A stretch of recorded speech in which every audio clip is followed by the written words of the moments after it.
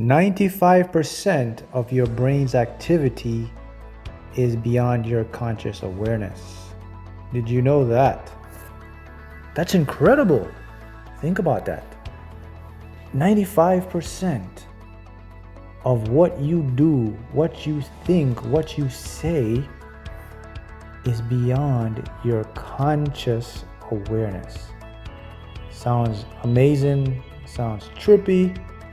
So the question is, who's running the show? What's my mind? Is my mind in control? What's happening, right? Well, we have to ask questions now, right? So, how do I make changes in my life?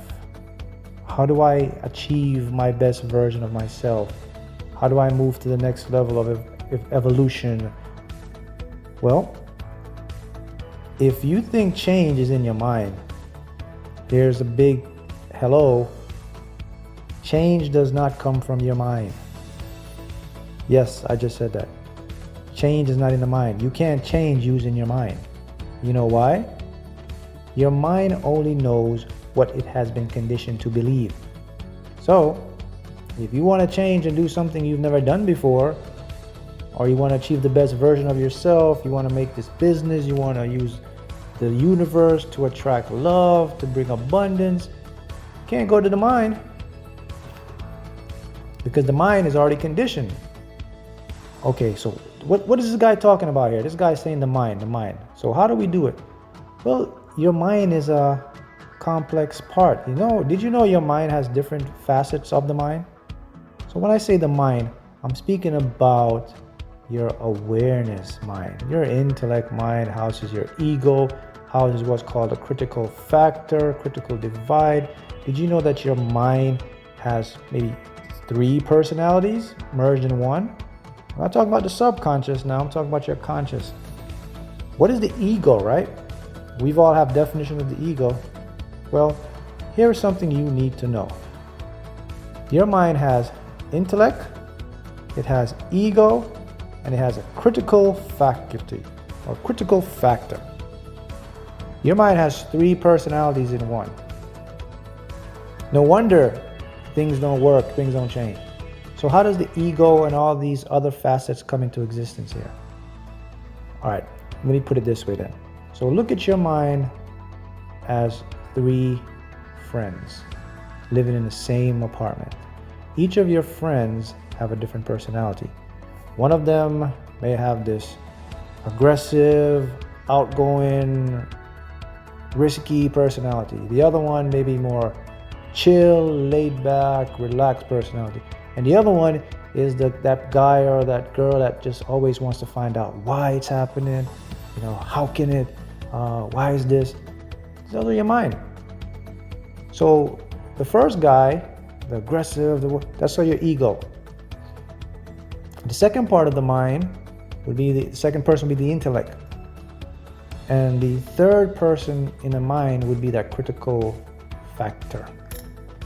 So the critical factor is the one we want to focus on, because as I said, in order to change, you cannot use that mind, because it's been polluted, it's been tainted with beliefs that it was served through conditioning.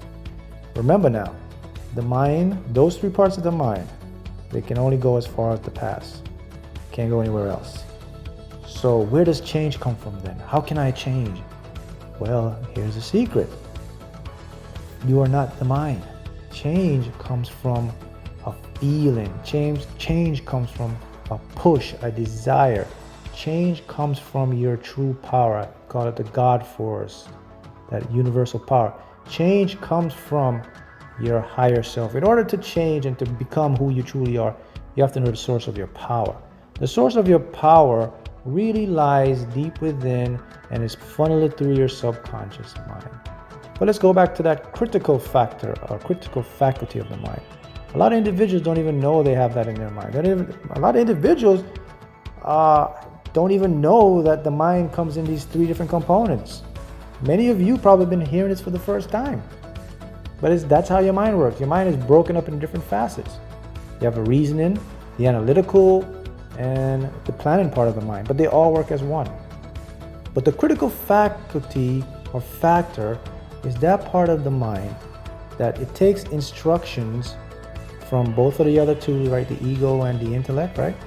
And then it goes to your subconscious to see if this information is true. In other words, it asks your subconscious mind, hey, can this come in so that we can make the change? Remember I said now, change cannot occur in that mind, in your physical, mental, intellect, and ego part of the mind. Change has to come in through your subconscious. Subconscious is a part of the mind, but to be honest, it might as well be a totally separate entity of the mind because it operates in total different directions than your conscious mind. You know, your conscious mind loves to plan, structure. Your subconscious mind is a mind of habit and actions and emotions. Your subconscious mind is connected to meditation, to higher consciousness, through psychic abilities, through the sixth sense. You see that? It's a totally different ball game there. So it might as well just be a whole new component. But just for this video, we have to make sense of it. So we put the subconscious as part of the mind. So if you want to change and create what you want, you have to access that part of the consciousness to get what you desire, right? That's how you're going to change. That's how you're going to become that perfect version of yourself. That's how you're going to manifest the money, the abundance. That's how you're going to have the universe and use the laws of the universe to help you. So the thing you want to keep in mind again, and I have to repeat this because it's so important, guys, you have to remember that you cannot change using your mind, the three parts of the mind.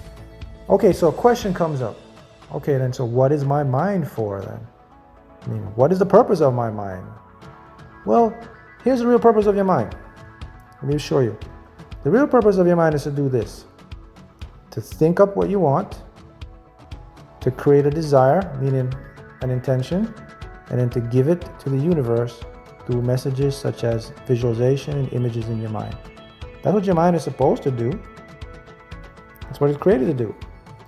It's a tool. But your mind is so smart. It's intellectual, right? Did you know that your mind is actually playing you, can actually play you? What do I mean by that? Have you believing that you're in control. Your mind actually makes you think that you're calling the shots, and it's actually calling the shots for you. That's how powerful your mind is. So you have to be aware of the mind. Check this out. Let me show you how your mind works.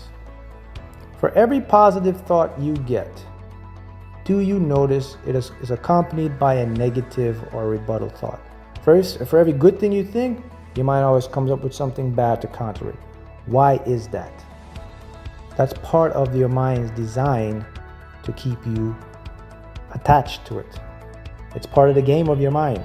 Your mind loves to be in control, so it uses negativity to keep you trapped, to keep you crippled, so you won't try to make a change. You'll say, hey, here's the bad side of it, so you won't go out and try to do it. Your mind does not like to change, so that's why it does that. But you can escape it. You can really master the mind and create what you want. So here's how you do it. The next time you start to think something positive and those negative thoughts come in, here's what you do. Just stop, become aware of both of the thoughts, look at the negative, look at the positive.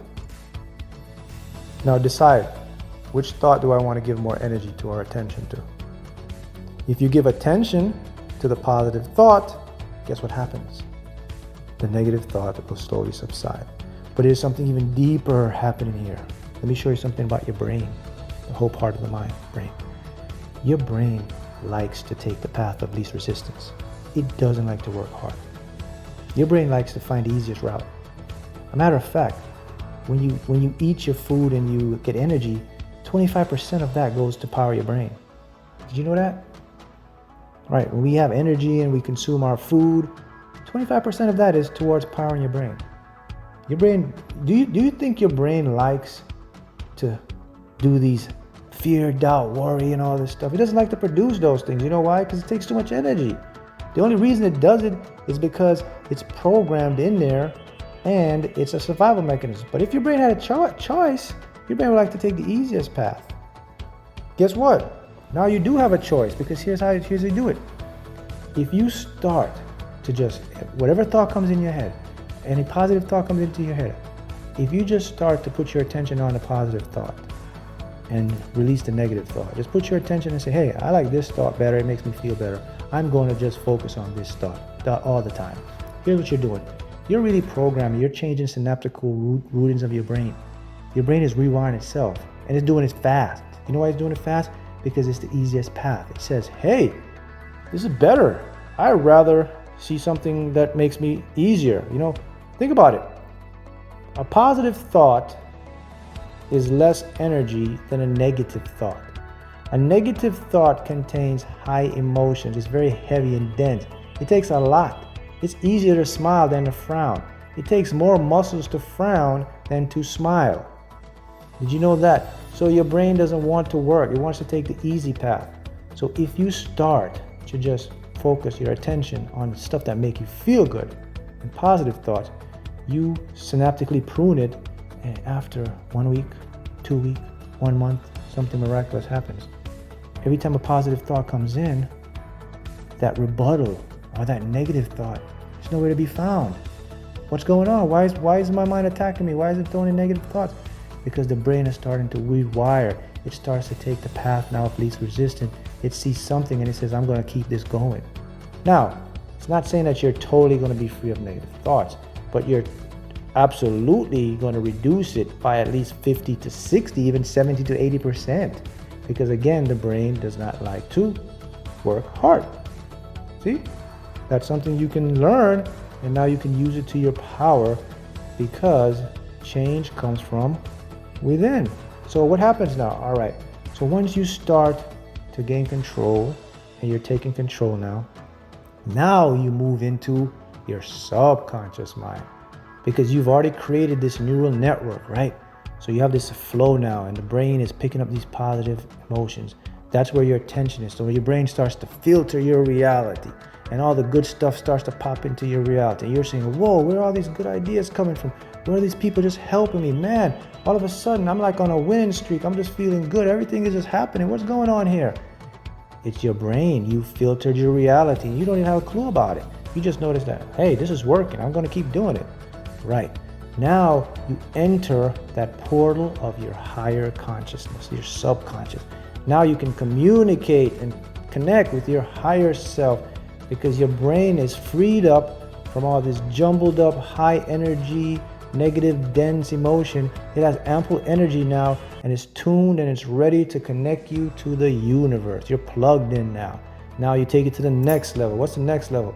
Man, you start to get these dreams. You start to lucid dream. You start to see things in your dream. They start to come out. The universe talks to you. It sends you numbers. If you play the lottery, you turn around, you win millions of dollars, hundreds of thousands. You get advice. You see people come into your life. You see other things. You get energy. You feel, and you're moving, and your reality is just changing. And you say to yourself, man, this feels like I'm in a video game. This doesn't even feel real. Everything is just happening so good for me. I can't believe it. You better believe it, because that's how your mind works. Wouldn't it be marvelous to get to that level? Well, you can. I just gave you the secret. The first thing to get to that level is to understand that if you're looking to change, don't look to your mind. Look to something else. Look to your subconscious. What else? If you're looking to change to get to that dimension, what else you do? You become the observer of your mind. Those two thoughts. Pick the one that's positive. Focus on that. You create that neural network. What's the next one I just gave you? I gave you the opportunity, and I gave you the key now, that when you focus, your mind creates this neural network. What else you learn? Oh, you just learned that my brain doesn't like to work hard. My brain always likes the path of least resistance. What's the path of least resistance? Positivity, positivity. Focus on what you want. The brain loves that. It's easier to create. See that?